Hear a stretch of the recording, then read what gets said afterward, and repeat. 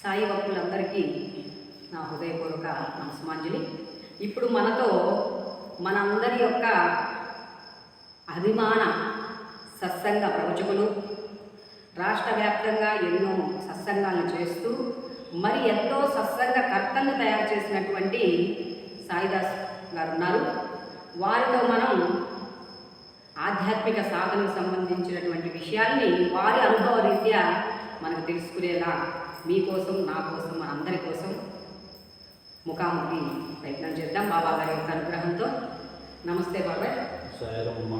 మీరు శ్రీశైల వాస్తవులుగా మనందరికీ సుపరిచితులు. మీరు గాజుల శ్రీనివాసుగా ఉన్నటువంటి మీరు సాయిదాసుగా ఎప్పుడు మారారు, ఎలా మారారు? అందరికీ నమస్కారం. ఇలాంటి ఇంటర్వ్యూలు ఫస్ట్ టైం నాకు అమ్మాయి అడిగింది, కాదని అనలేక సరే అన్నాను. వీటన్నిటికి కారణం ఏంటంటే, సరే బాబా గారి అనుగ్రహాన్ని మనం ఎంతవరకు పొందాం, ఎలా పొందాం,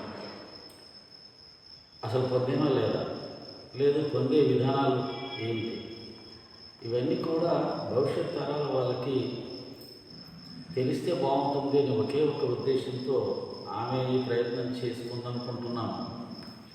నేను కూడా దానికి ఒప్పుకున్నాను. నేను సాయిదాసుగా మారడం అనేది 2003వ సంవత్సరంలో శ్రీశైలం ప్రాజెక్టులో ఉన్నటువంటి షిరిడి సాయిబాబా దేవాలయంలో బాబా గారు నన్ను ట్రెజరర్గా నియమించుకొని మందిరానికి సేవ చేసే అవకాశం ఇచ్చిన సందర్భంలోనే బాలకేంద్రం అని ఒకటి ఉంది, నెహ్రూ బాలకేంద్రం అని ఒకటి ఉంటుంది. అది జాతీయ స్థాయిలో పనిచేస్తుంటుంది పిల్లల కోసం, పిల్లల అభివృద్ధి కోసం. నవంబర్ 14కి ఒకప్పుడు ఈ బాలకేంద్రం తరఫున చాలా కళా పోషణ జరిగేది, కళలు నేర్పించేవారు పిల్లలకి. నేను చిన్నప్పటి నుంచి ఆ బాలకేంద్రం తరఫున పనిచేస్తూ ఉండేవాడిని. పెద్దగాక అదే బాలకేంద్రానికి నేను సెక్రటరీగా కూడా పనిచేస్తూ ఉన్నాను. అదే సమయంలో ఆ బాలకేంద్రం దాని యొక్క ప్రభ కోల్పోతూ దానికి జీతాలు ఇచ్చే పరిస్థితి కూడా లేకుండా, పోషణ సరిగ్గా లేకుండా ఉన్న సమయంలో ఎవరు రావట్లేదు, పిల్లలు జీతాలు కూడా సరిగ్గా రావట్లేదు, సంస్థ దాదాపు మూతపడ్డట్టే. అటువంటి సందర్భంలో ఆ బాలకేంద్రాన్ని ఒక ఆధ్యాత్మిక సత్సంగ ప్రదేశంగా ఎందుకు మార్చుకోకూడదు అనేసి ఆ బాలకేంద్రంలో బాబా గారి ఫోటోలు, రామకృష్ణ పరమహంస గారు, స్వామి వివేకానంద గారు, రమణ మహర్షి గారు, ఇలా నాకు బాగా ఇష్టమైనటువంటి గురువుల ఫోటోలు, పెద్ద పెద్ద ఫోటోలు ఇలాంటివి పెట్టి అదొక ఆశ్రమంగా నేను భావించుకోను. నిజానికి అది గవర్నమెంట్ సంస్థ, కానీ ఎవరు రావట్లేదు కాబట్టి నేనే దానికి ప్రస్తుతానికి పెద్ద అయ్యాను కాబట్టి ఎవరు ప్రశ్నించేది కూడా లేదు. కాబట్టి అదొక రేకుల షెడ్, అందులో ఈ విగ్రహ ఫోటోలన్నీ పెట్టేసి ఒక ఆశ్రమంగా పెట్టుకొని ఇప్పుడు గీతా జయంతి బాగా గుర్తు, గీతా జయంతి రోజు 2003వ సంవత్సరంలో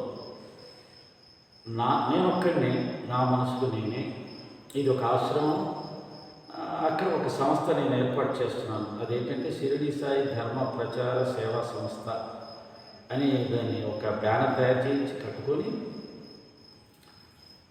ఆ సందర్భంలో నా మనసుకు నేనే సచరిత్ర అనేక సార్లు చదివిన తర్వాత నాకు అనిపించింది, పూర్వజన్మ బాబా గారితో ఉన్న అనుబంధం. నేను బాబా గారి దాసుడిగా, రామదాసు వీళ్ళు ఉన్నారు కొంతమంది, దాసుగా మహారాజు, ఆంజనేయ స్వామి వారిని కూడా రాముడి దాసుగానే భావిస్తారు. ఎందుకో తెలియదు, అది పూర్వజన్మ సంస్కారం అనుకుంటాను. సాయిదాసు అని నాకు నేనే నామకరణం చేసుకొని ఆ రోజు నుంచి ఆ సంస్థ ప్రారంభించడం, నా నామకరణం అదే రోజు చేసుకోవడం, నేనే పెట్టుకున్నాను అప్పటికి.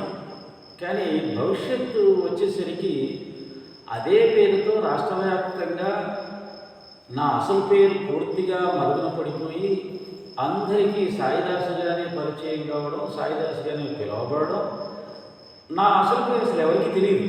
ఇప్పుడు ఎవరన్నా కొంతమంది నా పేరు మీద రైల్వే టికెట్ బుక్ చేస్తున్నప్పుడు సాయి గాజుల సాయి దర్శని పేరు కొట్టించాలని ప్రయత్నం చేస్తుంటారు. ముందే చెప్తాను నేను, నా పేరు సాయిదాస్ కాదు బాబు, నా ఆధార్ కార్డులో శ్రీనివాస్ అని ఉంటుంది అని చెప్తే కానీ వాళ్ళకి నాకు మరొక పేరు ఉంది అనేది తెలియదు. ఆ విధంగా నేను పెట్టుకున్నాను అనుకున్నాను ఆ పేరు, కానీ తర్వాత తెలిసింది ఆ పేరు నేను పెట్టుకున్నది కాదు. బాబా గారు నాలో ఆ సంకల్పం కల్పించి నాకు ఆ పేరు ఆయనే పెట్టారు. కాబట్టి ఇప్పుడు మీ అందరికీ నేను సాయిదాస్గానే మిగిలిపోయాను. ఇది నేను పెట్టుకున్నది కాదు, బాబా పెట్టింది అని నేను నా అనుభవపూర్వకంగా 100% చెప్పగలను. అదే ఓకే సార్. ఇప్పుడు మీరు సాధకుడుగా ఉన్న దశ నుంచి సత్సంగాలు చెప్పడం ఎప్పటికీ మొదలుపెట్టారు. మీరు చెప్పడంతో పాటు మరింతమంది సత్సంగ కర్తలు చేయాలని మీకు ఎలా ప్రేరణ కలిగింది? దీనికి 100% ప్రేరణ కల్పించిన వారు వెనకాల సూత్రధారి బాబాగారే ఉన్నా, మరొక సూత్రధారి ఎవరంటే భరద్వాజ మాస్టర్ గారు. నేను బాబా భక్తుడిగా సచిత్ర పారాయణాలు చేస్తూ ఉన్న సందర్భంలో అనేక పుస్తకాలు చదువుతూ ఉన్నట్టుగానే మాస్టర్ గారి పుస్తకాలు కూడా కొన్ని నా దగ్గరికి వచ్చాయి. అప్పుడు ఈ రాష్ట్రంలో సాయి తత్వాన్ని ప్రచారం చేసి సత్సంగాల ద్వారా ప్రచారం చేసిన వ్యక్తిగా నాకు నా జీవితంలోకి మాస్టర్ గారు వచ్చారు. ఆయన పుస్తకాల్లో నేను చదివింది పరిప్రశ్న ఒక పుస్తకం ఉంది. అది ఇప్పుడు కూడా ఉంది నా దగ్గర అనుకుంటున్నా, చాలా ఓల్డ్ పుస్తకం. అలాగే లీలామృతంలో చదివాను, పరిప్రశ్న చదివాను. మాస్టర్ గారు సత్సంగాలు చేస్తారు, బాబా తత్వం గురించి బాగా చేస్తారు, చేశారు అని అంతవరకు తెలుసు. సత్సంగాల ప్రాధాన్యత ఆయన ద్వారా నాకు పరిచయం అయ్యింది. కొంత నేను ఆయన లిటరేచర్ చదువుతూ ఉంటే నా భావాలకు ఆయన భావాలకి సింక్రనైజ్ అవుతూ కోయిన్సైడ్ అవుతున్నాయి. నెమ్మదిగా బాబా గారు నన్ను మాస్టర్ గారిని కూడా పక్కన పెట్టేసి, నువ్వు మాస్టర్ గారి పుస్తకాలు చదువుతూ ఎక్కువగా నువ్వు ఆయన దాంట్లోకి వెళ్ళిపోతే ఆయన పద్ధతుల్లోనే ఆలోచిస్తావు, నువ్వు ఆయన పద్ధతుల్లోనే సత్సంగాలు చేస్తావు అని అనుకుంటాను. నన్ను మాస్టర్ గారు నా జీవితంలో తీసేసి సొంతంగా ఆలోచించడం మొదలుపెట్టి సాయి తత్వాన్ని సొంతంగా ప్రచారం చేయడం అనేది చేయాలి అని ఒక సంకల్పం ఇచ్చారు. అలా సత్సంగాలు వారి ద్వారా ప్రేరణ పొంది శ్రీశైలంలో మన కృష్ణారావు గారు, చంద్రకళ, అదే ఆశ్రమంలోకి నాకు కొంతమంది మిత్రులు బాబా గారు పంపించారు. అప్పారావు గారు, ఈయన నిరాకార ఆరాధన ఇష్టమైన తత్వం గురించి చర్చలు చేస్తారు ఎక్కువగా. ఆయన డ్రైవర్గా పనిచేస్తారు ఏపీ జన్కోలో. ఆయన జీపులో కూర్చొని గంటలు నేను ఆయనతో ఈ చర్చలు చేసేవాడిని. ఆయన ఫ్యామిలీకి దూరం అయ్యాడు, ఆధ్యాత్మికానికి దగ్గరయ్యాడు. ఆ విధంగా సన్యాస జీవితం గడుపుతున్నాడు. అటువంటి వ్యక్తితో ఈ ఆధ్యాత్మిక చర్చలు, బ్రహ్మజ్ఞానం గురించి ఎక్కువగా గంటలు సంవత్సరాల తరబడి చర్చలు చేసేవాడు. ఆ విధంగా నాకు మాట్లాడడం, ముందు ఆధ్యాత్మికం గురించి మాట్లాడడం అనేది అప్పారావు గారితో మొదలైంది. అలాగే షిరిడి సాయి ధర్మ ప్రచార సేవా సమితి తరపున ఆ బాలకేంద్రంలో సత్సంగాలు మొదలుపెట్టించారు బాబా గారు. ఆ సత్సంగానికి ఒక్కొక్కరిని ఆయన పంపించాడు.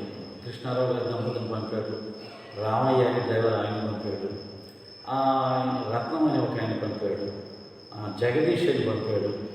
జగదీష్ అని ఆయన రమణ మహర్షి భక్తుడు, రామయ్య అనే ఆయన అవధూతల పిచ్చి ఆ భక్తి ఎక్కువ ఉండేవాడు, కృష్ణారావు దంపతులు బాబా గారి భక్తులు. ఇలా 4 రకాల. రత్నం అనే అతనికి పెద్దగా పరిచయం లేదు, కానీ వచ్చాడు.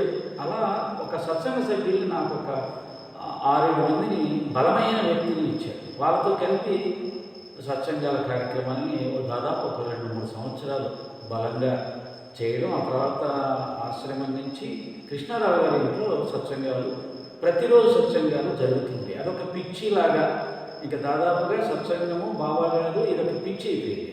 దాదాపు ఒక పిచ్చిలాగానే సత్సంగాలు కొనసాగించడం ప్రారంభించడం జరిగింది. ఆ తర్వాత మొదటి సత్సంగం త్రిపులారు గారు మార్కాపురంలో మొట్టమొదటి సత్సంగం 10వ వార్షికోత్సవంలో త్రిపులారు గారి గురించి చెప్పుకోవాలి. ఆయన దాదాపుగా అపర భరద్వాజ మాస్టర్ గారి స్థాయికి ఎదిగిన గొప్ప సాధుడు. మార్కాపురంలో ఎంతోమంది రౌడీలు, గూండాలు, లేకపోతే విచ్చలవిడిగా తిరిగేవాళ్ళు, వాళ్ళందరినీ కూడా ఆయన భక్తి మార్గంలోకి తీసుకొచ్చారు. ఇందాక ఇక్కడే పొద్దున సత్సంగం జరిగింది. వాళ్ళ ఒక భక్తుడు డాక్టర్ అంట. వాళ్ళ నాన్నగారు చెప్తున్నాడు, ఏమండి నా కొడుకు పైసా కూడా తీసుకోకుండా డాక్టర్ వృత్తి చేస్తూ ఉంటాడు, డబ్బులు సంపాదించే ఎలా కుటుంబం గడుస్తుందని భార్య బాధపడుతుంది, మేము బాధపడుతున్నాం, కానీ ఆ త్రిపులార్ గారు మా అబ్బాయిని చెడగొట్టాడండి అని చెప్పాడు. చెడగొట్టడం ఏంటంటే అతను నిజాయితీగా శుద్ధమైన నిష్కామ కర్మ ఆచరిస్తూ బాబా గారి యొక్క మార్గంలో ప్రయాణం చేస్తున్నాడు. అంటే ఈ భౌతిక ప్రపంచంలో ఎలా ఉంటుందంటే బాగా డబ్బులు సంపాదిస్తే బాగుపడ్డట్టు, డబ్బులు సంపాదించకుండా నిస్వార్థంగా సేవ అందించి భక్తుడిగా నిజమైన భక్తుడిగా జీవిస్తే అతను చెడిపోతున్నట్టు అనే ఒక భావన భౌతికంగా ఉంటుంది. ఆధ్యాత్మికవేత్తలేమో పూర్తి భక్తిగా ఉన్న వాళ్ళని గొప్ప వాళ్ళుగా భావిస్తాం, భౌతికంలో ఉన్న వాళ్ళేమో పూర్తి భక్తులు ఈయన చెడిపోయాడండి, పాడైపోయాడు, భక్తి మార్గంలోకి వెళ్ళి అంటారు. అలాంటి రామకృష్ణదాస్ గారిని కూడా ఒకప్పుడు అలాగే అనేవారు, మాస్టర్ గారిని కూడా అలాగే అనేవారు. ఆయన మాటలు విని చాలామంది ప్రభావం చెంది భక్తులుగా మారిపోతే మాస్టర్ గారి మీద చాలామంది శత్రుత్వం పెంచుకున్న వాళ్ళు ఉన్నారు. ఆ విధంగా త్రిపులార్ గారి దగ్గర మొట్టమొదటి సత్సంగం జరిగింది. రెండవ సత్సంగం నాకు బాగా గుర్తు రాజుపాలెంలో జరిగింది. ఒంగోలు నెల్లూరు మధ్యలో ఒక రాజుపాలెం ఉంటుంది, అక్కడ ఒక సత్సంగం జరిగింది. మూడవ సత్సంగం ఉక్కు నగర్లో పూర్ణచంద్రరావు గారి దగ్గర జరిగింది. ఈ తర్వాత నాకు ఆలూరు గోపాలరావు గారు నా జీవితంలోకి రావడం, ఉక్కు నగర్లో పరిచయమై ఆయన శ్రీ సాయి సచ్చరిత్ర అవగాహన సదస్సు అని బాబాగారు ఆయనకి ఒక సంకల్పం ఇచ్చి సచ్చరిత్ర మీద అవగాహన కల్పించారు. దాంట్లో ఎన్నో రహస్యాలు ఉన్నాయి, సాధారణమైన భక్తులకు అర్థం కాని ఎంతో జ్ఞానం ఉంది, కాబట్టి అవి చెప్పాలి, జనాలకు తీసుకెళ్లాలని ఆయనకు సంకల్పం ఇచ్చారు. మాస్టర్ గారి తర్వాత భరద్వాజ మాస్టర్ గారి తర్వాత మళ్ళీ ఆలూరు గోపాలరావు గారు కూడా మాస్టర్ గారు అనిపించుకునేంత స్థాయిలో సాయి సేవ చేశారు. ఆయన భాగ్యం నాకు సహచర్యం దొరకడం భాగ్యం. ఆలూరు గోపాలరావు గారు, నేను, సుబ్రహ్మణ్య బాబు గారు, రమేష్ గారు, పద్మయ్య గారు, దీంట్లో దాదాపు ముగ్గురు మీ నెల్లూరు వాళ్ళే, పద్మయ్య గారు, రమేష్, సుబ్రహ్మణ్య గారు ప్లస్ నేను, ఆలూరు గోపాలరావు ఉంటుంది. మేము ఐదుగురం పంచపాండవులాగా దాదాపుగా గోపాలరావు గారు ఉన్నంతకాలం రాష్ట్ర వ్యాప్తంగా కూడా వేరే రాష్ట్రానికి అంటే బళ్ళారి లాంటి దానికి వెళ్ళడం కూడా, ఇతర రాష్ట్రాలకు వెళ్ళడం కూడా ఎక్కువగా కార్యక్రమాలు జరిగేవి. సచరిత్ర మీద బాగా మేధోమథనం జరిగేది. బావగారు కానీ నేను కానీ గోపాలరావు గారి మేమందరం కలిసి చాలా దాని మీద సాధన చేయడానికి కారణం ఇదంతా కలిపింది ఆ మహానుభావుడే అని నాకు తెలుసు. 100% ఆయన సంకల్పం, ఆయన సమకూర్చి ఆయన తత్వాన్ని మాస్టర్ గారి తర్వాత సమాజంలో వ్యాపింప చేయడానికి 5 మందిని ఎంచుకున్నాడు అప్పట్లో. ఇప్పుడు అదే ప్రేరణ ఒక రకంగా గోపాలరావు గారు చాలా కష్టపడ్డారు. చుట్టుపక్కల ప్రాంతాల్లో ఆడవాళ్ళకు కూడా సత్సంగాలు చెప్పడం నేర్పించాలని చెప్పి చాలా కృషి చేశారు. కాకపోతే దురదృష్టం ఎవరు కూడా బయటికి రాలేదు, తయారవ్వలేదు. చాలామందికి మగవాళ్ళకి చెప్పాడు, ఆడవాళ్ళకి చెప్పాడు, సత్సంగ అవగాహన సదస్సులు ఏర్పాటు చేశాడు, కానీ ఆ పొన్నూరు చుట్టుపక్కల ఎవరు కూడా బయటికి వచ్చి ప్రచారం చేసే స్థాయికి ఎందుకో వాళ్ళు రాలేదు, అది తెలియదు. ఆ ప్రేరణతోటే ఒకటి ఆయన నాకు ఇచ్చిన సంకల్పం ఏంటంటే నీ తదనంతరం పరిస్థితి ఏమిటి, కాబట్టి అలా అనుకోకుండా నువ్వు శరీరం వదిలిపెట్టేటప్పుడు సాయితత్వ ప్రచారకులు ఎవరు లేరే అని నువ్వు అనుకోవద్దు. కాబట్టి నీలాగా ఇంకా చాలామందిని తయారు చేయగలిగితే వాళ్ళు ఇంకా చాలామందిని తయారు చేస్తూ అది రాష్ట్రమంతా వ్యాప్తి చెందాలి సాయితత్వ ప్రచారం. అది ఈ సమాజానికి, నేటి సమాజానికి, యువతకి సాయి సచరిత్ర ఉపయోగపడ్డట్టుగా ఇంకే గ్రంథం ఉపయోగపడదు. దాని విలువ తెలిసిన వాళ్ళకి తెలుస్తుంది. ఎందుకంటే ఇప్పటి కాలానికి వచ్చిన అవతారం సాయినాథుడు. కాబట్టి ఈ కాలానికి వారి బోధనలు, వారి జీవన విధానం, వారి తత్వం అనేదే పనికొస్తుంది. కాలానికి అనుగుణంగా భగవంతుడు అవతరిస్తూ ఉంటాడు. ఈ కాలానికి ఆయన అవతరించాడు కాబట్టి ఇక అయిపోయిన కాలాల ఆ అవతారాలది ఇప్పుడు పనికిరాదు. అందుకే రాముడి కాలంలో ఉన్నటువంటి జీవన విధానం కృష్ణుడి కాలానికి ఉండదు. కాబట్టి రాముడి తత్వంతో జీవించాలంటే కృష్ణుడి కాలం కుదరదు. కాబట్టి కృష్ణుడి కాలానికి వచ్చేసరికి కృష్ణుడి తత్వం ఒకటి ఉంటుంది, దాన్ని మనం ఇంప్లిమెంట్ చేయాలి, ఆచరించాలి. అలాగే బుద్ధుడి కాలానికి వచ్చినప్పుడు ఆ కాలంలో ఉన్న పరిస్థితులకు అనుగుణంగా బౌద్ధ మత పద్ధతులను ఆచరించాలి. ఆ తర్వాత శంకరాచార్య, ఆ తర్వాత రామకృష్ణ పరమహంస, స్వామి వివేకానంద, సాయినాథుల వారు కులమతాలకు అతీతంగా సర్వమానవాళిని సమాన దృష్టితో చూసే దృక్పథము, భావన మానవాళికి రావాలంటే సాయితత్వం ఒక్కటే దిక్కు. కాబట్టి అలాగే శ్రద్ధా సహనాలు అనే ఈ 2 మహామంత్రాలను ఆచరించినప్పుడే యువత కూడా నిలబడగలుగుతుంది, గెలుస్తుంది, ఎంతో గొప్ప ఫలితాలు పొందగలుగుతుంది. కాబట్టి ఈ కాలానికి సచరిత్ర సభ్యత సత్సంగాలు చాలా అవసరం కాబట్టి చాలామందిని నీలాంటి వాళ్ళని ఇంకా కృష్ణ లేకపోతే ఇంకా ఎంతోమంది, అది చాలా సంతోషం. ఇప్పుడు నువ్వు అడిగిన దానికి ఓ 10 మంది తయారయ్యారు. శుభ్రంగా బాబా సత్యత మీద చెప్పగలిగిన వాళ్ళు 10 మంది తయారయ్యారు. వాళ్ళ స్థానాల్లో నిలబడి రమేష్ అన్న ఉన్నాడు నెల్లూరులో, కొన్ని వందల మందికి ఆయన స్థిరంగా సత్యత ప్రవచనాలు. పద్మయ్య గారు ఉన్నారు, ఆయన సత్సంగాలు కొనసాగిస్తుంటారు. సుబ్రహ్మణ్య గారు కొనసాగిస్తూ ఉంటారు. కృష్ణ చెప్పక్కర్లేదు, రాష్ట్రమంతా తిరుగుతూ ఉన్నాడు. ఆదిపూడి గారు ఉన్నారు, అనిల్ గారు ఉన్నారు సాయి టీవీ తరఫున. అలాగే మన ఈ ఊరికి సంబంధించిన రమణయ్య గారు కానీ ఇలా చాలామంది తయారయ్యారు. మనకు తెలియని వాళ్ళు కూడా ఇంకా చాలామంది రాష్ట్రంలో సాయి సత్యత ప్రవచనం చేసేవాళ్ళు ఉన్నారు. మన పద్మనాభరెడ్డి గారు ఎంతో కృషి చేస్తూ ఉంటారు. ఇంకా తెలంగాణలో కొంతమంది ఉన్నారు, కోస్తాంధ్రలో ఉన్నారు, నాకు తెలియని వాళ్ళు కూడా ఉన్నారు. కానీ ఇప్పుడు నేను చెప్పిన వాళ్ళు ఎక్కువ విస్తృతంగా ఇతర ప్రాంతాలకు కూడా వెళ్ళి చెప్తున్నారు. కాబట్టి ఇంకా నా ఉద్దేశం అయితే ఒకప్పుడు బాబా గారు ఇచ్చిన సంకల్పం కనీసం 100 మందిని మీలాగా సత్యత మీద ప్రవచనాలు చెప్పగలిగి అవగాహన కలిగి ఉన్న వాళ్ళని తయారు చేయాలి అనే సంకల్పం ఉంది. సాయి సత్యత మీద అవగాహన సదస్సు అన్నామా లేకపోతే ట్రైనింగ్ క్లాసులు అన్నామా తయారు చేయాలి. కానీ మరి బాబా గారు ఇంకా నన్ను కొద్దిగా కుటుంబంలో బాధ్యతలో పెట్టాడు. ఆ బాధ్యత నుంచి ఆయన ఎప్పుడు బయటికి తీస్తాడు, ఎప్పుడు ఆ సంకల్పం నెరవేరుస్తాడో నాకు తెలియదమ్మా.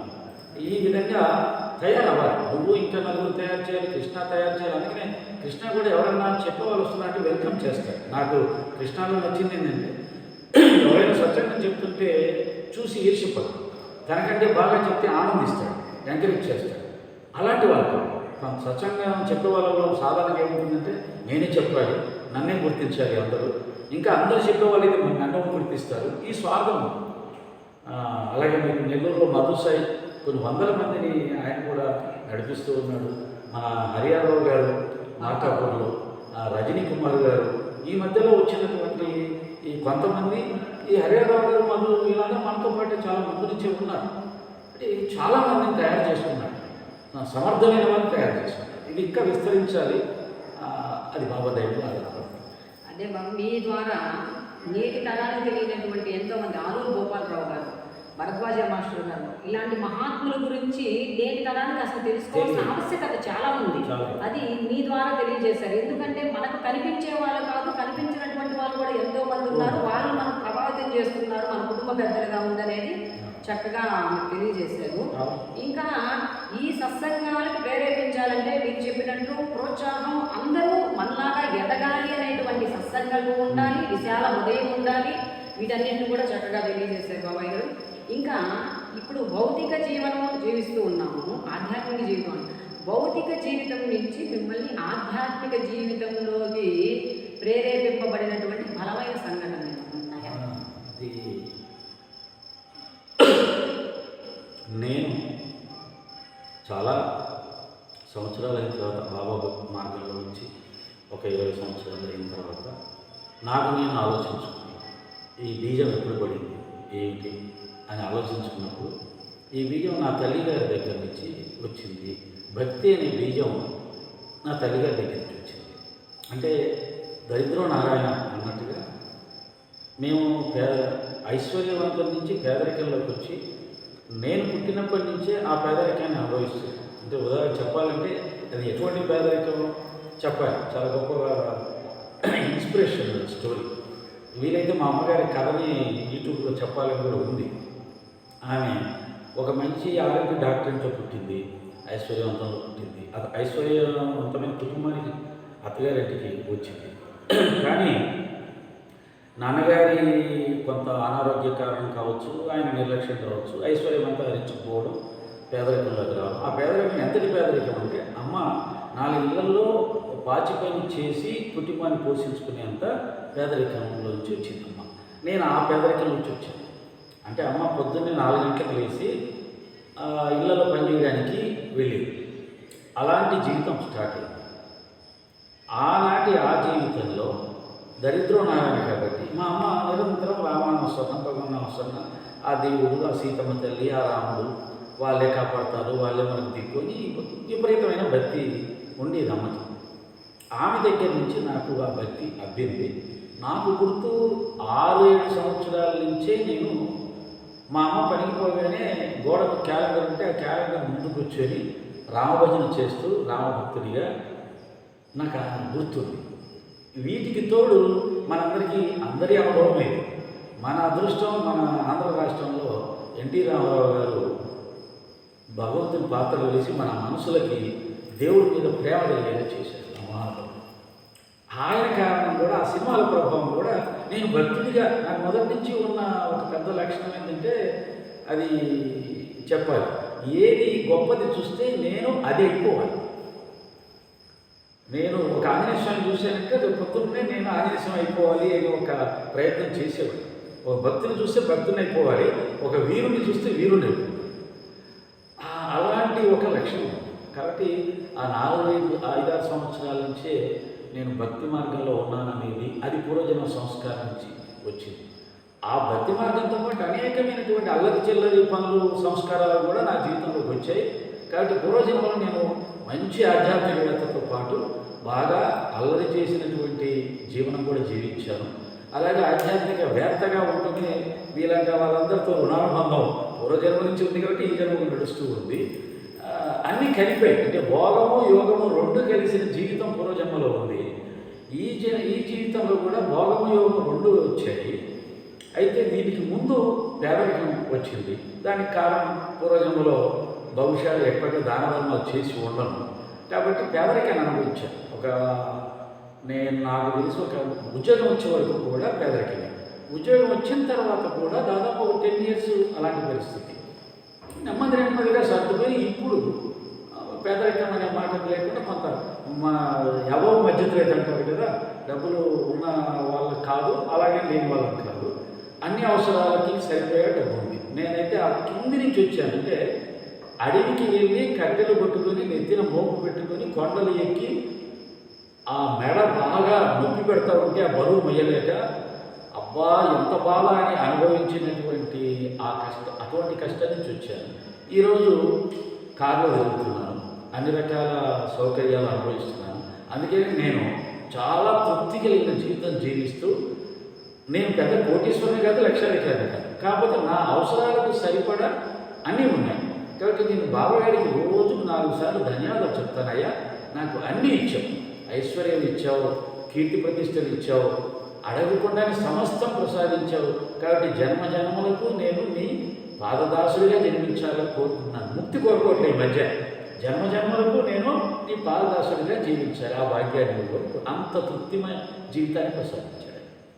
చాలా చక్కగా, అంటే ఈ భౌతిక జీవితంలో మనం ఎదుర్కొనేటువంటి సంఘటనల నుంచి ఆధ్యాత్మిక మలుపుల్లోకి ఎలా తిరగాలో మీ జీవిత అనుభవం తెలియజేస్తుంది సార్.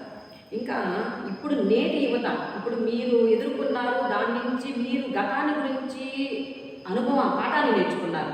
ఆ పాఠంతో పాటు ఇప్పుడు ప్రస్తుత ఆధ్యాత్మిక జీవితాన్ని ఎలా మేలవింపు చేసుకొని జీవించాలో అనేది అర్థం చేసుకొని జీవిస్తున్నారు. కానీ నేటి యువత ఉన్నారు కదా, స్వేచ్ఛాకరమైనటువంటి జీవితాన్ని కోరుకుంటూ ఐశ్వర్యవంతమైనటువంటి జీవితమే శాశ్వతం అనుకుంటున్నారు.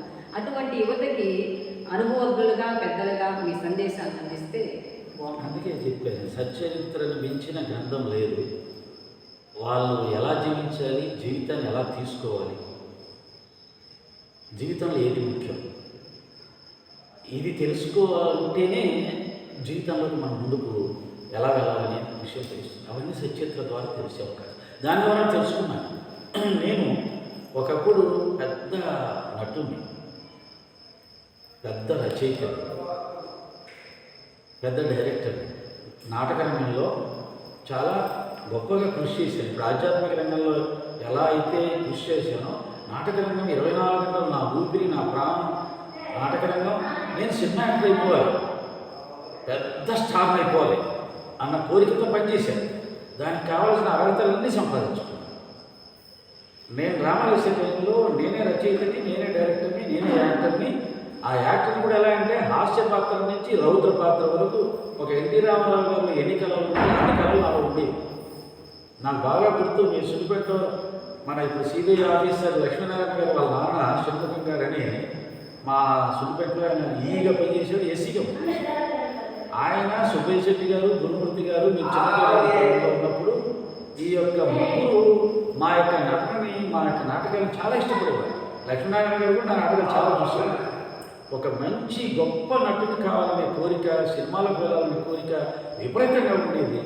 మీ అమ్మ సినిమాలకు వెళ్ళడానికి అస్సలు ఒప్పుకునేది కాదు. అయితే ఆమె ఎంత వద్దన్నా నేను మాత్రం మానుకునే ఉన్నాను. వీలైతే నిన్ను వదిలేస్తాను తప్ప నేను నటనను వదిలేను అన్నంత ప్రేమించాను.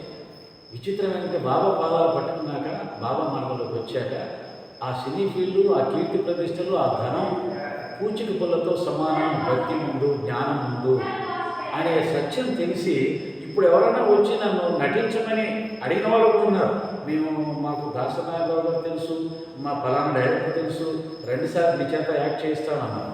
నేను చేయలేను, నాకు అవసరం లేదు అంటే సత్యం తెలిసినప్పుడు, భక్తి విలువ తెలిసినప్పుడు, గురు అనుగ్రహం విలువ తెలిసినప్పుడు ప్రపంచంలో ఒక మాటలో చెప్పాలంటే, అయ్యా నేను తీసుకెళ్ళి ఇంద్ర పదవి ఇస్తామంటే కూడా మాకు అక్కర్లేదు, మా బాబాగారి ఆశీర్వాదం ఒక్కటి చాలు అన్నంతగా మనకు ఆ విలువ తెలిసినప్పుడు దాన్ని కోరుకోగలుగుతాం. కాబట్టి నిస్సందేహంగా సచరిత్ర పారాయణం చెయ్యాలి యువత. దాంట్లో జీవితం అంటే ఏమిటి, శరీరం అంటే ఏమిటి, ఈ మానవ జీవితం ఎందుకు వచ్చింది, ఈ జీవితంలో నిజమైన ఆనందం తృప్తి ఎక్కడుంది, ఎలా దొరుకుతుంది అనే అన్ని రహస్యాలు అందులో ఉంటాయి. దాని ద్వారా వాళ్ళకి తెలుస్తుంది. సచరిత్ర ద్వారా గొప్ప తృప్తి లభిస్తుంది. సచరిత్ర ద్వారా ఉన్నదానితో ఆనందంగా జీవించే సత్యం తెలుస్తుంది. సచ్చరిత్ర ద్వారా ఈ మానవ జన్మలో గురువు అనుగ్రహానికి మించింది మరొకటి లేదు. నువ్వు కోట్లు సంపాదించావు, విమానంలో పోతావు, ఫ్లైట్ యాక్సిడెంట్ అయిపోయింది, అందరూ చచ్చిపోయావు. నువ్వు కోటీశ్వరాలు, కోట్లు ఉన్నాయి, కారులో వెళ్తున్నావు, యాక్సిడెంట్ అయిపోయింది, ఎవరు ఆపుతారు నేను? నీ కారు యాక్సిడెంట్ నీ కోట్లు ఆపుతాయా, లేదంటే ఫ్లైట్ యాక్సిడెంట్ నీ కోట్లు ఆపుతాయా? బాబా ఆపుతాడు. ఈ సత్యం తెలిసిన తర్వాత నేను బాబా తప్పితే నాకు ఇంకేమీ అక్కర్లేదని వదిలేశాను. ఇవన్నీ కూడా తెలుస్తాయి. ఖచ్చితంగా ఒక మాటలో చెప్పేదానికంటే వాళ్ళు సచరిత్రను చదవాలి, జీవిత సత్యాలు దాని ద్వారా ఆలోచించి తెలుసుకోవాలి. ఈ పరిగెత్తడాలు, డబ్బులుంటేనే బతుకుతాం, డబ్బు లేకుంటే బతకలేం అనే ఒక బలహీనత తొలగిపోతుంది. ఉన్నదాంతో బాబా అంటాడు కదా, ఫకీర్ పదవి మహారాజ పదవి కంటే 100 రెట్లు బెటర్ అన్నాడు. అంటే ఒక అడుక్కునే స్థితి రాజుకుంటే గొప్పదన్నాడు. ఆ మాటలో ఉన్న అర్థం ఏంటి అని తెలుసుకున్నప్పుడు మనకి డబ్బు పిచ్చి వదులుతుంది, కీర్తి పిచ్చి వదులుతుంది, జీవిత సత్యం తెలుస్తుంది. నిజంగా ఏమీ లేకుండా కూడా గొప్ప ఆనందంతో జీవించవచ్చు అనే జ్ఞానం కలుగుతుంది. అది ఒక్కటే మార్గం. ఓకే బాబాయ్. మరి ఇప్పుడు చాలామంది భగవంతుని నమ్మి ఆరాధిస్తుంటారు. ఆరాధిస్తున్న వాళ్ళకి మనము ఎంతమందో భక్తులు చూసినా వారి జీవితంలో అనేక పరీక్షలకు గురై ఉంటారు. అంటే దాన్ని మనం చూసేటువంటి సమాజం అంటే భగవంతుని నమ్మిన వాళ్ళకి కష్టాలు ఎక్కువ అనే అపోహ ఎక్కువ మందికి ఉంది. ఆ అపోహ ఎందుకు కలుగుతుంది? అసలు భగవంతుని దరికి చేరిన వారికి ఆ పరీక్షలు ఎందుకు ఎదురవుతూ ఉంటాయి? వాటి గురించి ఇందులో ఉన్న రహస్యం ఏంటంటే, భగవంతుడు భక్తి వేరు, మన కష్టాలు వేరు. మన కష్టాలు మన కర్మానుసారంగా వస్తాయి. భగవంతుడి భక్తి అనేది దీనికి 2 కలపలు. అంటే ఇది ఎలా చెప్తున్నారంటే, ఎలా అంటున్నారంటే, దేవుణ్ణి నమ్మడం వల్ల కష్టాలు వచ్చాయి అదే ఎక్కువ అంటున్నారు. లేదు, దేవుణ్ణి నమ్మడం వల్ల కష్టాలు రావు. నాకు రాష్ట్రపతి గారు తెలుసు, ప్రధానమంత్రి గారు తెలుసు, ముఖ్యమంత్రి గారు తెలుసు. ఒక వ్యక్తికి మీ దగ్గర 10 లక్షలు తీసుకొని నేను నోటు రాసిచ్చి ఇవ్వనని చెప్పేసి అన్నాను. అతను పోయి కోర్టులో కేసు వేస్తాడు. కోర్టు వచ్చేసి ఇతన్ని అరెస్ట్ చేయండి లేదా డబ్బులు వసూలు చేయండి అంటుంది. ప్రధానమంత్రి కాపాడుతాడా, రాష్ట్రపతి కాపాడుతాడా? ఎవరు కాపాడలేదు. వాళ్ళన్నా ఇవ్వాలి డబ్బులు, లేదా నేనన్నా ఇవ్వాలి, లేదా నేను పనిష్మెంట్ అన్నా తీసుకోవాలి. కాబట్టి భగవంతుడిని నమ్మినంత మాత్రాన నీ కర్మలన్నీ కూడా తొలగిపోవాలి అనుకోవడం ఒక పెద్ద అజ్ఞానం.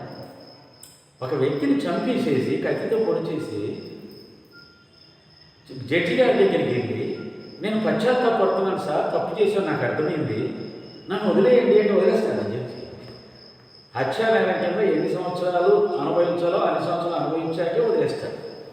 భగవంతుని దగ్గర కూడా అదే చట్టం వర్తిస్తుంది. కాబట్టి బాబా గారు ఏమన్నారంటే, ఎవరి కర్మ ఫలాలు వాళ్ళు అనుభవించి తీరాల్సిందే. అయితే భగవంతుని కానీ గురువుని కానీ నిజంగా చిత్తశుద్ధితో నువ్వు ఆశ్రయిస్తే ఆయన చేయగలిగిన సహాయం 2 ఉంటాయి. ఒకటి, ఆ కష్టాన్ని భరించే జ్ఞానం ఇస్తాడు, శక్తిని ఇస్తాడు. అంటే ఆయన ద్వారా నీకు వచ్చినటువంటి ఆ జ్ఞానం కావచ్చు, భక్తి కావచ్చు, ఆ జ్ఞానం ద్వారా, భక్తి ద్వారా ఈ కష్టాలు ఇవన్నీ కలకాలం ఉండవు, కొంతకాలం నుండి తొలగిపోతాయి. ఇవి పూర్వజన్మలోనే చేసిన కర్మకు ఫలితాలు కాబట్టి నీకు ఖచ్చితంగా అనుభవించాలి. ఒక అవగాహన ఇచ్చి నువ్వు దాన్ని ఎదుర్కొంటావు. ఆ ఎదుర్కొనే శక్తి ఆయన ఇచ్చిన జ్ఞానం వల్ల వచ్చింది. ఆ ఎదుర్కొనే శక్తి కూడా లేనప్పుడు నీకు డాక్టర్ పిల్లే ఆయనకి నారికం భయంకరంగా బాధపడుతుంది. భరించినంతకాలం భరించాడు. ఇక భరించలేను అన్నప్పుడు బాబాని ప్రార్థన చేశాడు. ఎలా తొలగించమల్లా, బాబా నేను దీన్ని భరించలేకపోతున్నాను, ఈ బాధ నాకు 10 జన్మలు పంచయ్యా, నేను అనుభవిస్తాను అన్నాడు. అనుభవిస్తాను 10 జన్మల్లో అన్నాడు తప్ప తొలగించమల్లా. నిజమైన భక్తుడు, జ్ఞానం తెలిసిన భక్తుడు అలా ఉంటాడు. అప్పుడేమన్నాడు బాబా, 10 జన్మల వరకు ఎందుకు, 10 రోజుల్లో నేను తీసేస్తాను అన్నాడు. అంటే బాబాకు శరణాగతి చేశాడు కాబట్టి, మంచి భక్తుడు కాబట్టి బాబా బాధ్యత తీసుకొని 10 జన్మల్లో అనుభవించాల్సిన బాధని 10 రోజుల్లో అనుభవింపచేసి తీసేశాడు. అలాగే భీమాజీపాటి భయంకరమైన క్షయరోగంతో వచ్చి బాధపడ్డాడు. అప్పుడు బాబా అన్నాడు, ఈ దొంగని ఎందుకు తీసుకొచ్చారు, నా దగ్గరికి ఎందుకు తీసుకొచ్చారు ఈ దొంగని అంటే, చెయ్యకూడని పాపాలన్నీ చేశాడు వీడు, దాని కర్మఫలం అనుభవిస్తున్నాడు, ఎన్ని పాపాలు చేసినామని నా దగ్గరికి ఏం తెచ్చాడు అని అన్నాడు. ఇది ఎందుకన్నాడు ఆ మాట? ఒక గురువుగా నిన్ను ఆశ్రయించి నీ దగ్గరికి వస్తే దొంగ అని ఎందుకన్నాడంటే, దేవుడు కూడా తొలగించలేని పాపాలు కొన్ని ఉంటాయి. అన్ని పాపాలు చేస్తాం, హత్యలు చేస్తాం, మానభంగాలు చేస్తాం, దోపిడీలు చేస్తాం, ఇవి మహాపాపాలు. ఆ పాపాలు చేసిన వాళ్ళు కర్మఫలం అనుభవించాల్సింది. దేవుడు కూడా క్షమించాడు. దేవుడు కూడా క్షమించకూడని పాపాలు ఉంటాయి. మనకు మహాభారతంలో తీసుకుంటే శిశుపాలుడు చేసినటువంటి ఆ భయంకరమైన రాక్షస కృత్యం చూసి కృష్ణుడు కోపం వచ్చి శాపం పెట్టాడు. నువ్వు జీవితాంతం కూడా నరకేతన అనుభవిస్తూ జీవిస్తావు అని చెప్పేసి. అంటే దేవుడికి కూడా కోపం వచ్చేలా కొంతమంది పాపాలు చేస్తారు. అలాంటి పాపాల్లో భీమాజీ పాటిల్ కూడా పూర్వజన్మలు తప్పులు చేశాడు అని చెప్తూ దాని ఫలితం అనుభవిస్తున్నాడు. ఇంత పాపం చేసిన వాడిని నా దగ్గరికి ఎందుకు తెచ్చాడంటే, మనందరికీ కూడా ఆయన హెచ్చరిక చేస్తున్నాడు, మీరు భయంకరమైన పాపాలు చేసే అవకాశం ఉంది. అలా చేసినప్పుడు నేను కూడా ఏమి చేయలేను. ఒకటి, భీమాజీ పాటిల్ లాగా మీరు కూడా భయంకరమైన రోగాల పాలవుతారు. కాబట్టి తప్పులు పాపాలు చేయమాకండి, జాగ్రత్తగా జీవించండి, మంచిగా మంచి వాళ్ళుగా జీవించండి అని చెప్పడానికి వాడినటువంటి పదం. కాబట్టి మన కష్టాలకి భక్తికి ముడిపట్టదు. నీ భక్తి, నీ భగవంతుని ఆరాధన, గురువుని శరణాగతి చేయడం ఖచ్చితంగా నీకు ఉపయోగపడుతుంది. కాస్త సహనంతో ఉండగలిగితే బాబా గారు సహాయం చేస్తారు. ఆ సహాయం చేసే వరకు ఉండాలి. కాబట్టి ఎప్పుడు కూడా భక్తికి కర్మం ఇవన్నీ కూడా నీకు వచ్చే కష్టాలు నీ కర్మఫలాలు తప్ప పరీక్షలు కాదు. చాలామంది ఏమంటారంటే, ఎందుకు బాబా గారు మమ్మల్ని ఇలా పరీక్షిస్తున్నారు, ఆయనకేం తమాషా, ఆయన ఏమైనా సాధిస్తారు మనం బాధ పెట్టడానికి కాదు. ఎవరికి పరీక్షలు ఉంటాయి అంటే, ఆధ్యాత్మిక మార్గంలో ఉన్నతమైన స్థితికి వెళ్ళాలి అని ఎవరైతే సాధనలు చేస్తూ ఉంటారో ఆత్మసాక్షాత్కారం కోసం, వారికి పరీక్షలు పెడతాడు. ఎటువంటి పరీక్షలు పెడతాడు? వారి సహనాన్ని పరిశీలిస్తాడు. అలాగే వారికి శాంతం ఉందా లేదా పరీక్షిస్తాడు. అలాగే వారికి సహనం ఉందా లేదా, శాంతం ఉందా లేదా, అలాగే నీకు ఆధ్యాత్మికంలో ఏవైతే ఉన్నత దశకు వెళ్ళడానికి నీలో బలహీనతలు ఉన్నాయో ఆ బలహీనతల్ని తొలగించడానికి కొన్ని క్రియేట్ చేస్తాడు. అంటే ఎవరినో వచ్చి నిన్ను అనవసరంగా తిట్టిపిస్తాడు. తిట్టినప్పుడు నువ్వు సహనంతో ఉండగలిగితే నీ సాధన మంచి దశలోకి వెళుతూ ఉంటుంది.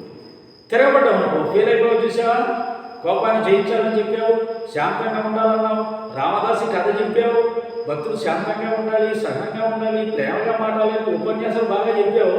కానీ ఎవరైనా ఒక మాటగానే ఎగిరిపడుతున్నావు కదా, నీ స్థితి ఎక్కడుందో చూసుకో అని ఇలాంటి పరీక్షలు పెడతాడే తప్ప రోగాలు, ఆర్థిక ఇబ్బందులు మాత్రం ఎటువంటి పరిస్థితుల్లో ఆయన పెట్టడు.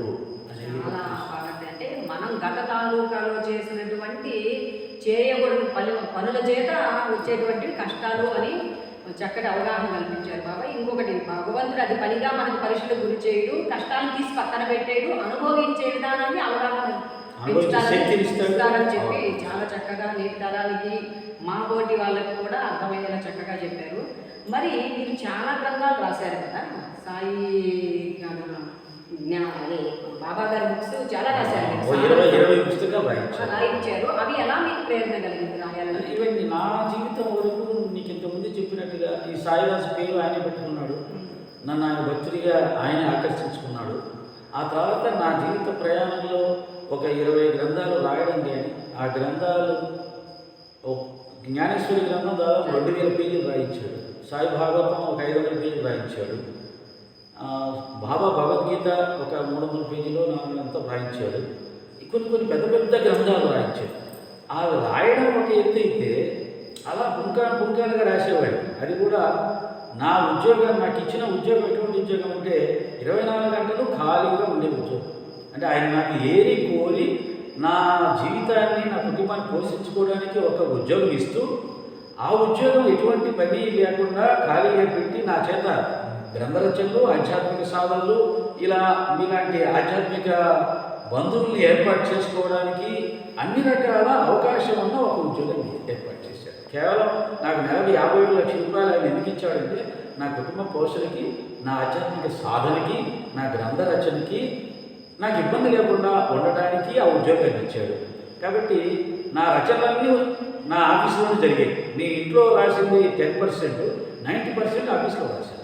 ఎందుకంటే మా ఆవిడ కూడా ఉద్యోగస్తురాలు కాబట్టి మా జీవితం చాలా బిజీగా ఉంటాయి. ఇంటికి వస్తే చాలా బిజీగా ఉంటుంది. కాబట్టి ఇంట్లో నేను ఏమీ ఆధ్యాత్మికంగా చేసేవాడిని కాదు.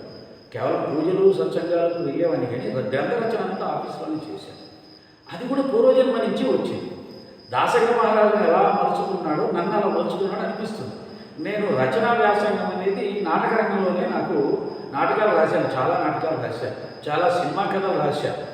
ఆ రచనా శక్తి అప్పుడే ఉంది. ఆ శక్తిని ఆధ్యాత్మిక మళ్లించి ఆయన మీద అనేకమైన గ్రంథ రచనలు చేయించుకున్నాడు. గ్రంథ రచన చేయడం ఒక భాగం అయితే, వాటిని ముద్రించడానికి లక్ష్యాలు కావాలి. నా దగ్గర నేను చిన్న ఉద్యోగస్తుడు, కానీ ఆ ముద్రించడానికి కావాల్సిన లక్ష్యాలను కూడా దాతలను ఆయన పట్టుకొచ్చాడు. ఎవరిని పల్లెత్తి ఇంతవరకు నా జీవితంలో నేను ఒక పుస్తకం రాశాను, దానికి ఎవరైనా ఒక 10,000 ఇవ్వండి అని నోరు తెరిచి అడగలేదు. ఎవరైనా ఇస్తారా అని ఓపెన్గా కూడా ఎవరిని అడగలేదు. అలాగే ఇన్ని సత్సంగాలు చేసినా ఎవరిని మీ దగ్గర సత్సంగం పెట్టుకోండి నేను వస్తాను అని ఇంతవరకు ఈ 20 సంవత్సరాల్లో ఎవరిని అడగలేదు. సత్సంగాలకి ఎవరైనా పిలిస్తేనే వెళ్ళాను, అలాగే రాష్ట్ర వ్యాప్తంగా వెళ్ళాను. అలాగే ఈ గ్రంథాల ముద్రణ అనేది ఎవరెవరినో పిలిపించుకొని ఆయన వాళ్ళ ద్వారా 5 లక్షలు, 2 లక్షలు, 3 లక్షలు ఇప్పించి ఆ గ్రంథాలను ముద్రింపచేసి చేశాడు. తర్వాత నాకు పెద్ద మొహమాటం. నేను ఏదైనా చేశాను అనాలంటే నాకేదో అహంకారం అనిపిస్తుంది, లేదా అభిమానం అడ్డొస్తుంది, మొహమాటం. పుస్తకాలు రాసి కూడా నేను ఎవరి దగ్గరికి వెళ్ళి ఈ పుస్తకం రాశానండి అని ఇవ్వడం కానీ, ఈ గ్రంథం నేను రాశాను దీన్ని ఎవరైనా సరే కొనుక్కోండి అని కానీ, లేదా అడగండి పంపిస్తానని ఇంతవరకు చెప్పాలి. మరి ఆ గ్రంథాన్ని ఇతరుల భక్తులకు అందజేసే బాధ్యత కూడా బాబానే తీసుకున్నాను. ఇలాంటి వాళ్ళు మన గుంటూరులో నరసింహరావు గారని పెద్ద ఆయన ఒక ఆయన బాబా భక్తుడు. తర్వాత నెడమగోలులో మూర్తి గారు ఒక ఆయన, వేమగిరి మాస్టర్ గారు, ఇట్లాంటి వాళ్ళు ఒక 4 నాకు ఫోన్ చేసి, సార్ మీ గ్రంథాలు మాకు పంపితే మేము భక్తులకు వితరణ చేస్తాం అంటే నేను అన్ని ఉచితంగానే ఇచ్చేవాడు. ఎందుకంటే ఎవరో డబ్బులు ఇచ్చారు, ముద్రించాను, దానికి నేను డబ్బులు తీసుకోవడం ఎందుకు అని చెప్పేసి ఆ విధంగానే అందరికి 100 పుస్తకాలు వాళ్ళని పంపుతూ ఉండేవారు. ఈ భక్తులందరూ పరిచయం కావడం, ఈ గ్రంథాలు అందరికీ చేరడం, ఈ సాయి సమాజం అంతా నాకు పరిచయం కావడానికి మూల సూత్రధారి ఒకరు మౌనానంద స్వామి అనే ఒక వ్యక్తి, పెద్దాపురానికి సంబంధించిన వ్యక్తి. నేను మొట్టమొదటి పుస్తకం ముద్రించినప్పుడు ఆ పుస్తకాన్ని చూసి అతను నా గురించి రాష్ట్రంలో ఉన్న పెద్ద సాయి భక్తులందరికీ చెప్పి నాకు పరిచయాలు చేసి, ఆలూరు గోపాలరావు కూడా ఆయన వల్లనే పరిచయమై, ఉక్కునగరంలో స్వచ్ఛంగా ఆయన వల్లనే ఇప్పించబడి, ఇలా రాష్ట్ర వ్యాప్తంగా సాయి బంధువులందరి పరిచయాలు కావడానికి మూల కారణం మౌనానంద స్వామి పేరు తలుచుకోవాలి. ఆయన ఎలా అంటే మన సచరిత్రలో కనుక బంజారావాడు వచ్చేసి బాబాగారికి ఆహారం పంపించి మాయన వెళ్ళిపోయాడు అంటారు కదా, ఇతను కూడా నా జీవితంలో అందరినీ పరిచయం చేసి ఆయన మాయమైపోయాడు. నా జీవితంలో ఆయన ఎక్కడా ఎప్పుడు కూడా వచ్చి నాతో స్నేహం చేయడం కానీ లేదు. అందరికి పరిచయం చేయడం వరకు చేశాడు, ఆ తర్వాత పక్కకి వెళ్ళిపోయాడు. ఎక్కడున్నాడో తెలియదు. చాలా మొత్తం మీద విన్న దాంట్లో మీ జీవన విధానాన్ని బాబాగారే ఎంచుకొని, బాబాగారే అంటే మాస్టర్ గారి పుస్తకాల ద్వారా ప్రేరేపింపబడ్డారు. కానీ ఆయన ప్రేరేపణ చేశాడు ఆ గ్రంథంలో, ప్రేరేపింపబడ్డారు. మరి ఎంతో మందికి చేరిక చేసేందుకు వారికి కావాల్సినటువంటి కుటుంబాన్ని కూడా మీ వద్దకు చేర్చి ఈరోజు ఎంతో మంది భక్తులకి సాయిదాస్ గారు అంటే సాయిదాస్ గారి లాగా మన జీవనయానాన్ని సాగించాలి అనే లాగా ప్రేరణ కల్పించినటువంటి మీరు ఆరాధించేటువంటి ఆ సమర్థ సద్గురు అందరి హృదయంలో ఉండి ఇటువంటి మీ యొక్క ఆధ్యాత్మిక జీవనము మరియు భౌతిక జీవనము చాలా చక్కగా ఆనందకరంగా సంతోషదాయకంగా సాగిపోవాలని మనసావాచ ఆయన మీ అందరి తరపున మనం వేడుకుంటూ ఉన్నాం. ఇంకా ఇలాంటివి ఎన్నో కార్యక్రమాలు మీరు చేస్తూ మాలాంటి వాళ్ళు ఎంతోమందిని ప్రోత్సహించి మీ పేరు చెప్పుకోవాలంటే మేము కూడా మరికొంతమందిని తయారు చేసే విధంగా మమ్మల్ని కూడా సాయినాథుడు చేయాలని కోరుకుంటూ ఈ అవకాశాన్ని మీరు ఎంతో బిజీ షెడ్యూల్గా ఉన్నప్పటికీ ఈ అవకాశాన్ని మా అందరికీ అందించినందుకు ప్రత్యేక ధన్యవాదాలు బాబాయ్ గారు. Thank you so much. Sairam తల్లి.